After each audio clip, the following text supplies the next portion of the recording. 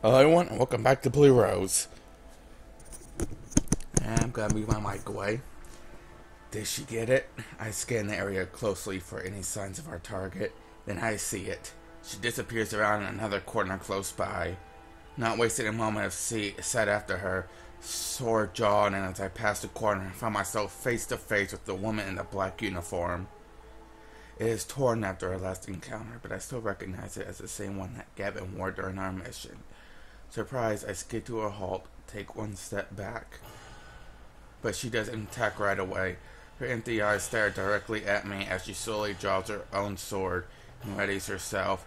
So she's gonna fight after all? I don't sense a doubt anywhere nearby.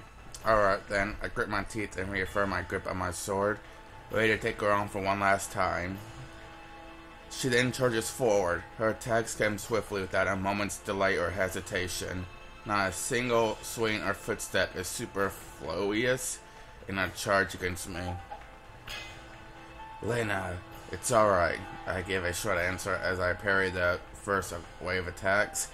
Tobias doesn't need to do anything. She is alone. I can handle her. I concentrate once again, sharpening my senses. She is fast, but the woman leaps back to prepare for her next attack. Then she lunges forward once more. I block the two first strikes and push forward on the third, managing to push off her balance. This is my chance. Stepping forward myself, I bring my sword down, cutting her shoulder. She pulls back with a cry of pain, but then I drop a little and manage to trip her feet. The woman falls on her back, defenseless and hurt. I stand over her, ready to finish it off. But then something else happens. There is a distant rumbling sound, and then suddenly the ground starts to tremble beneath my feet. What is this? Pebbles and debris trickle down the cliffs around us, and I have to steady myself so I won't lose my balance.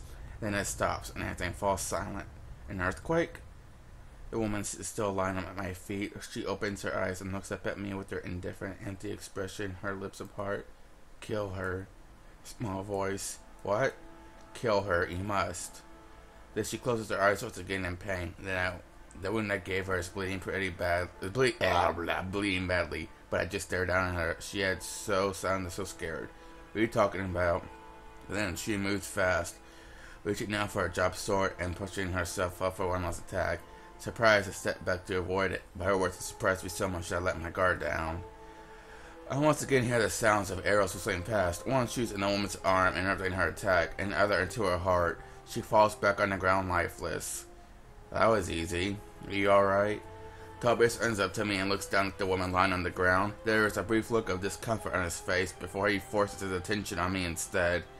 Yes, I'm fine, thank you. What do you think happened to her? I'm not sure, but whatever it was, I don't think it was something she herself wanted. I look around and I only now realize I realize where we are. We're very close to the valley containing the heart. Since when did we go so deep in? I forgot to pay attention during the chase.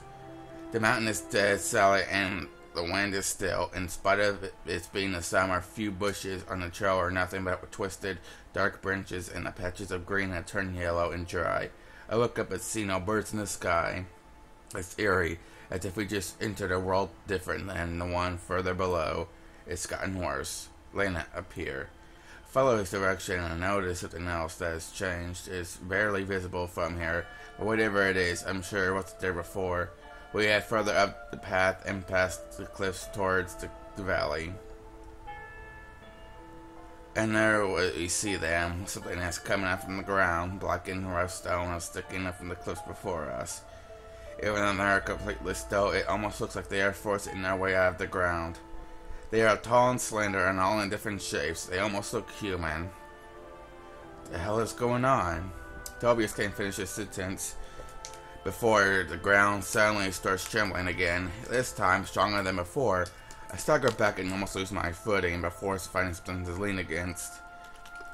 There's a breaking, roaring sound, and I see landscape coming to life, move right before my eyes. A crack runs through the ground as black rock pushes through the surface up towards the sky, crushing the cliffs around it. It moves up several meters like a dark claw reaching for the sky before it finally comes to stop and quake seizes once again. None of this makes sense anymore. She's trying to close herself in. What? Look, there are more of them, and they surround the valley. If they keep growing like that, the place will be closed off. And she's in there? She has to be. This is madness. The air here is thick with the rampant energy flowing from the heart and from Adele. I'm sure of it. She has to be there. Let's enter the valley.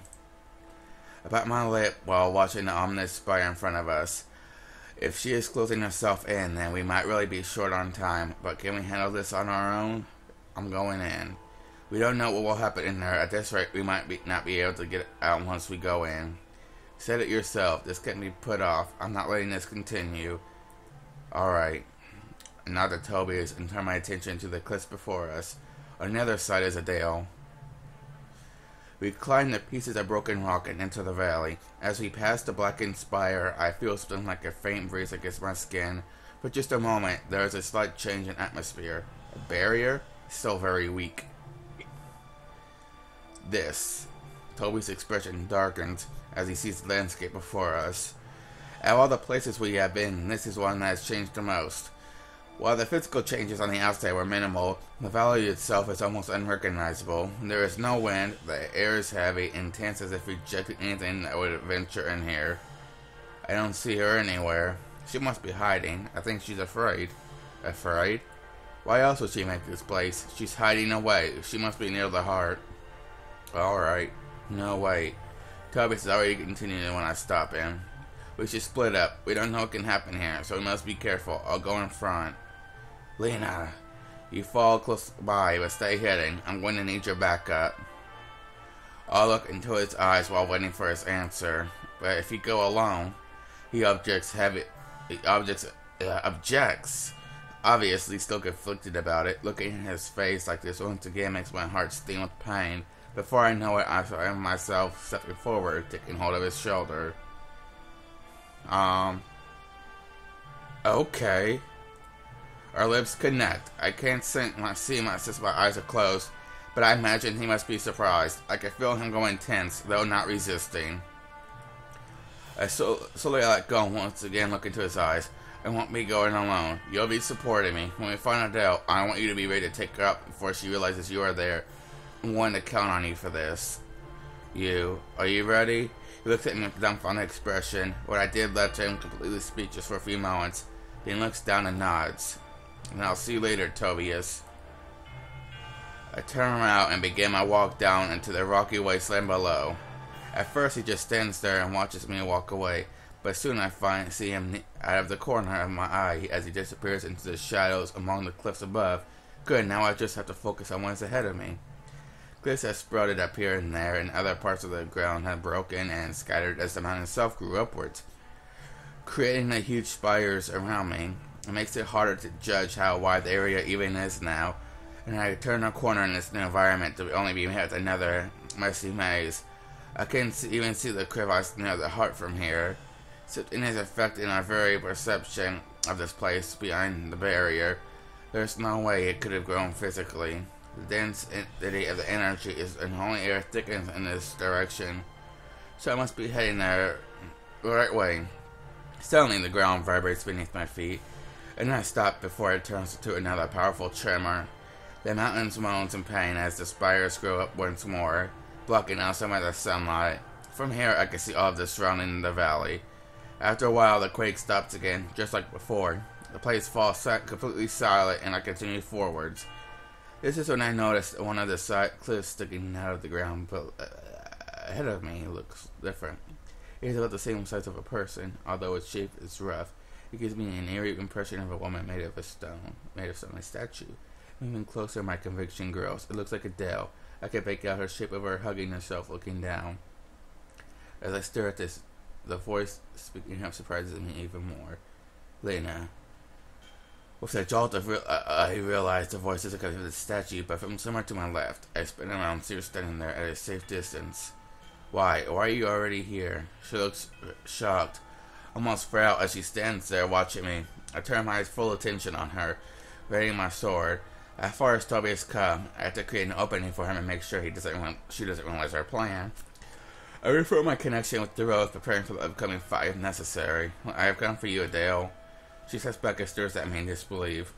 You can't be here, Adele. Stay away from me. Go away.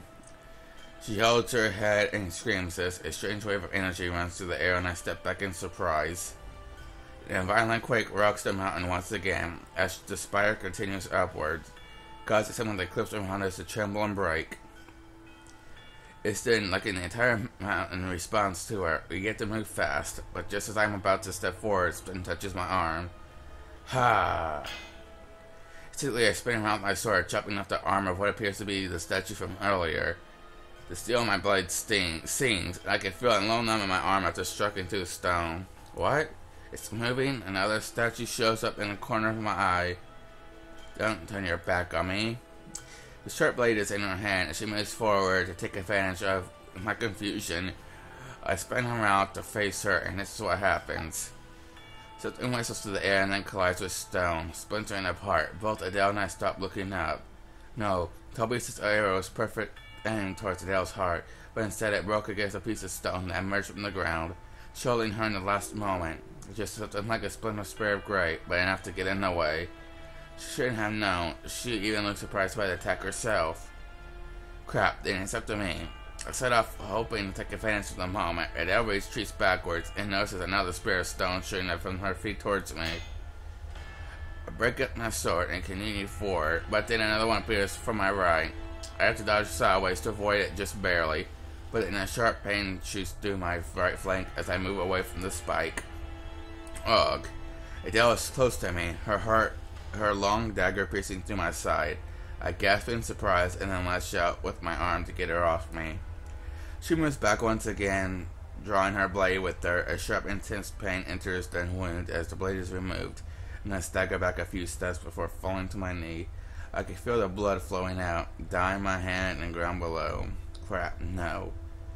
Ha ha ha. Adele starts laughing as she realizes what is in front of her. She just stands there watching me, holding the dagger that is red with my blood. I finally got you. I did it. How does it feel? I clutched my wound with my one hand and looked up at Adele. Once again, tightening the grip on my sword, I clicked on my strength, pushing myself up. With a cry, I charged towards Adele once again. Ah! Her gloating expression changes into one of shock as she realizes she isn't safe just yet. No, don't come near me. I think the world is trembling. There's a noise somewhere, but I don't care. I only have one thing to do. But I can't. I realize this as the ground crumbles, disappears beneath my feet. With a weak cry of surprise, I try to stop and avoid it, but there's no place to move. The world is a mess of broken stone falling apart, going down, down. No. A quake runs through the valley as the ground collapses into itself, creating a crater of crumbled rock and falling boulders. A cloud of dust just appears, filling the air and making it hard to see. Lena. Tobias runs and climbs down the rocky slopes as fast as possible without tripping on the sharp edges or slipping on loose debris, all the while calling her name. He failed. His arrow never struck home. Instead, he saw Dale turn the tides and overwhelm Lena in the blink of an eye. His view of the scene hadn't been perfect after his shot had missed, but he was sure Lena had been hurt. He saw her stagger back before rushing out to help her, and the quake had struck. He finally reached the bottom and looked around cautiously. Where is Adele? There is no sign of her. This cloud settles as he heads further in. Lena. Then he sees her. At the edge of the crater, the night lies in the rubble, bloodied, with closed eyes. She looks almost serene the way she lies on her back, one hand on her stomach. His mind freezes as he sees her lie there and runs to her side as he forgets all other danger, heart racing. Lena, wake up. He lifts her head and searches for signs that she is still alive. She moves ever so slightly, then opens her eyes and looks up at him. Tobias? Hang on, I'll get you out of here. Tobias desperately looks around for something to bind her wound, which settles on his sleeve, struggling to tear it up. I told you to be careful. You always have to do this. You can't go now. You're my... The world responsibility sticks in his mind, and yet he feels this is the wrong word, making him pause. Tobias, you did well. A hand reaches up and he stops as it touches his cheek. But we're not done yet. He says this in a firm voice as he can. That's right. Somewhere inside, like a blue drop in the empty darkness, it echoes with the same resonance as a heartbeat. We have to keep going because if not, I just want to go back, to wake up in your house once again and share a silent breakfast in a small cabin in the forest where it feels like nothing moves. Why now does my heart ache for such a simple thing that I used to regard nothing but disdain? How could I have been so wrong? Something trickles down my cheek. Is it a tear? Get up. A warm feeling unfolds in my chest like a blooming flower as that gentle distant voice calls out to me. Get up and fight for me, my knight. A jolt runs through Tobias' body through the dust. I see what it is. Adele is watching us from the other side of the crater. The ground is broken and cracked so badly that none of us will be able to cross over the other, and that's for a moment all we can do is stare at each other. Desperately he reaches for his bow. Pull me up. What? I reach out for his hand holding the bow. My body is weak, but the will fight still burns inside me. I am very dear to protect. We can do this. For a moment he watches me in bewilderment, but then he nods. He helps me up, sitting in a position and picks up the bow. As he prepares an arrow, my hand joins his on the handle of the soft wooden frame. The warmth spreads all through my body, out into my hands, and soft and safe sensation. Tobias holds his breath, and I wonder if he can sense it too. As he pulls back the string, I find myself copying his movements, while enveloped in his arms, leaned up against him. Tobias is focused on the target in front of us. I have a feeling that this moment feels a lot longer than it is. Just a fraction of the time, I have given to the feeling of being so close, and then I narrow my eyes as I concentrate on the task at hand. By the rose, I whisper this prayer as I collect all the strength I have left. Now. An abrupt snapping sound disrupts the silence in the valley as we let go of the string. The glowing arrow shoots through the air in high speed, directly towards Adele. Her eyes widen in surprise, and she steps back. Pure stone shoots up from the ground to shield her, but it is shattered as the reinforced arrow passes right through. It is path undisturbed. The woman with golden hair only manages to let it gasp in surprise as the arrow strikes home. In the distance, we see her stand there for a few seconds before falling to her knee and then collapsing to the ground. And the world breaks. A violent tremor runs through the ground, and there is a roar as everything around us starts falling apart, even the grand spires overhead. Even in spite of the chaos, I still can't help but look in the direction of Dale. The view of her is soon blocked as the dust rises again and pieces of stone come crashing to the ground. We have to get out of here. Tobias is still holding on to me. If we don't flee, we'll be crushed, but there's no way I can run like this, and he knows it. Damn it, I'm not leaving you. He pulls me to my feet and puts my arm over his shoulder for support before dragging me along towards the gathering of cliffs nearby. The sound of the collapsing valley almost resembled the roaring cries of a wounded animal. I look up and see one of the grand spires above crumbling and rain down upon the land beneath in large chunks. The ground shakes violently as they collide, and we're almost thrown off our feet by the impact. Debris from the boulder rains over us, and Tobias curses as he manages to pull me with them under the shelter of nearby cliffs. It all seems so strangely distant, even as I look out of the stones tumbling down past our hideout, only just missing my feet, like I'm watching it from somewhere else, and none of it really matters. That strange but sort of familiar warmth still pulsates within me, and somehow I know that without it I would already have passed out from my injuries. I feel Tobias' arms around me once again as he positions himself close against the cliff wall behind us and pulls me close to get me into safety.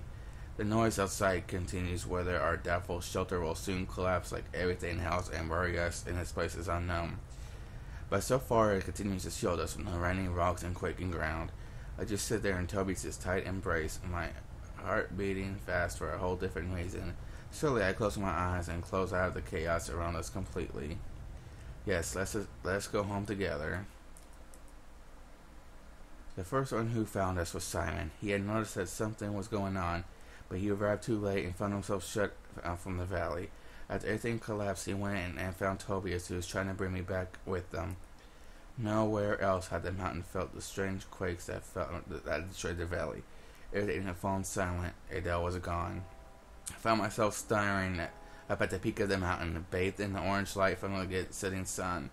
The day I was thinking of her still makes me sad, already wishing things could have turned out differently. What are you staring at?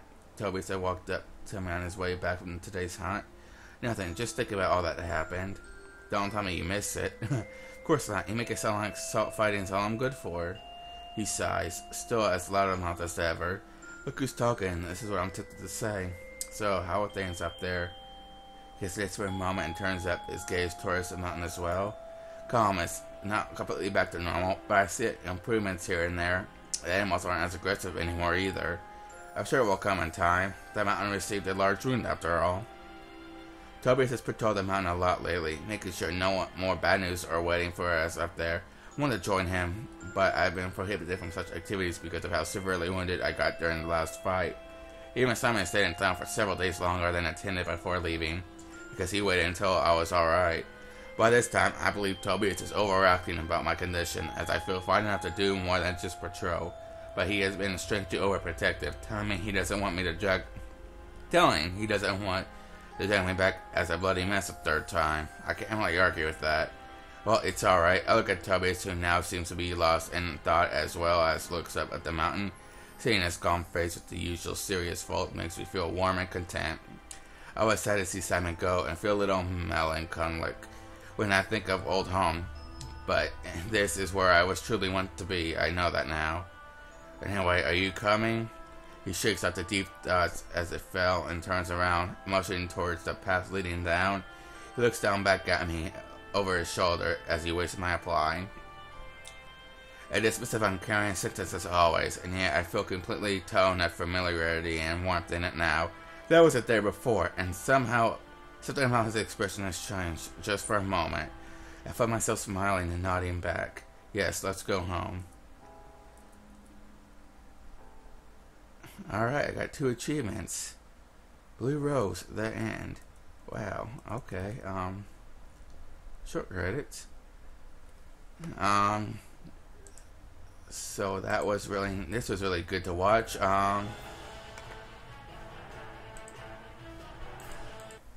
Thanks for watching, guys. It seems that I have the mini stories over here locked. I don't know why. Maybe if I load this and then go to... Nope, I have those... I don't know why, but they're locked. So guys, thanks so much for watching. I will see you guys in my next gameplay of whatever game I'm going to play, which I already know what it is. So thanks for watching, guys. I hope you enjoyed.